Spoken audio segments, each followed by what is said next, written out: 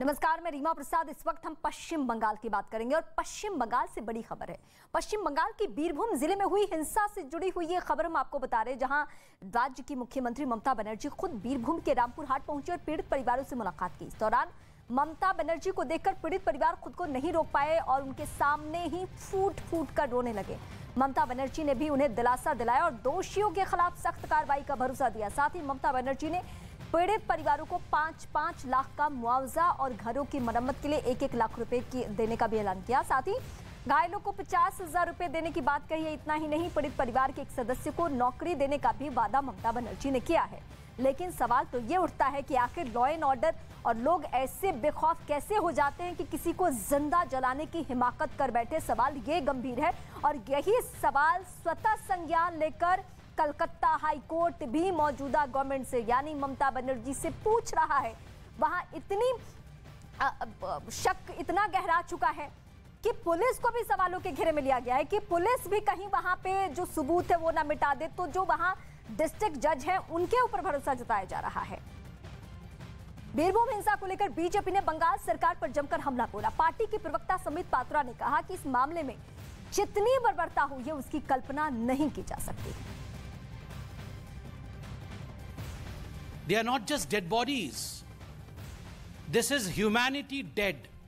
ये अमानवीयता, ये मानवता की हत्या, ये जिस प्रकार से बंगाल के अंदर 8 लोगों को, 6 महिला और 2 मासूम बच्चों को जिंदा जला करके भून दिया गया, they were charred to death.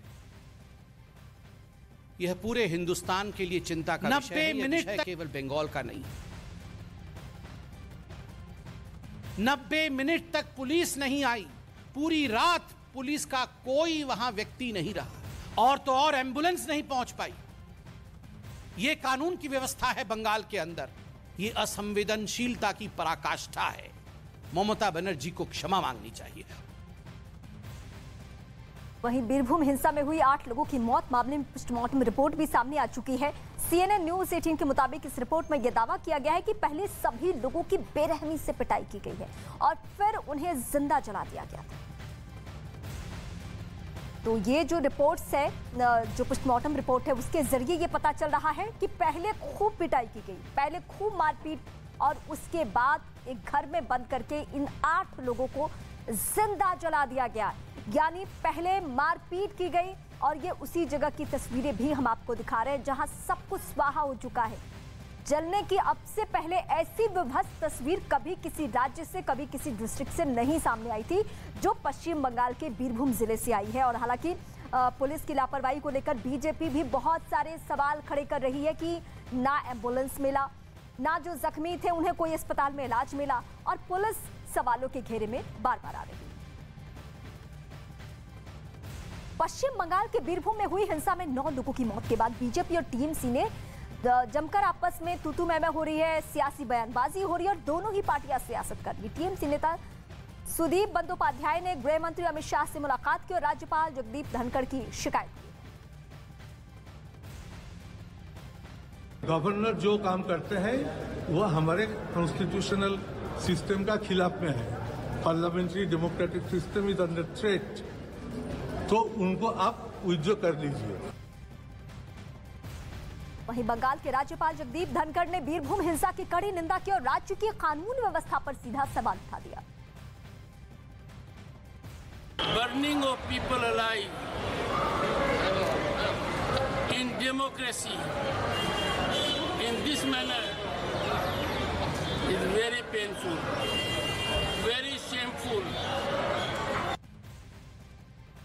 Birbhum में हुई हिंसा का मामला बंगाल विधानसभा में भी उठा। बीजेपी के विधायकों ने इस मामले पर हंगामा किया और बाद में विधानसभा से वॉकआउट कर गए। तो ये उसी वक्त की तस्वीरें हम आपको दिखा रहे हैं और आज पूरे पश्चिम बंगाल के अलग अलग हिस्सों में बीजेपी के जो कार्यकर्ता हैं वो गुस्से में थे। उन्होंने धरना प्रदर्शन किया और बंगाल में बिगड़ी हुई कानून व्यवस्था और इस तरीके से जो कानून को हाथ में लिया गया है उसको लेकर सवाल उठाया गया। और अपने आप में ये इकलौती घटना है जो देश के किसी भी हिस्से से इस तरीके से खबरें नहीं आई है। और भी हत्या की खबरें और भी ऐसी घटनाएं आई हैं, लेकिन किसी को इस तरीके से जिंदा जला देना कि उसकी तस्वीर आदमी देख ना पाए, ऐसी नौबत उसके बाद ये स्वाभाविक है, राज्यपाल का गुस्सा, राज्यपाल की कड़ी टिप्पणी, कोर्ट का स्वतः संज्ञान लेना या फिर विपक्षी पार्टियों का सड़कों पर उतर जाना, यहां तक की नौबत ये आ चुकी है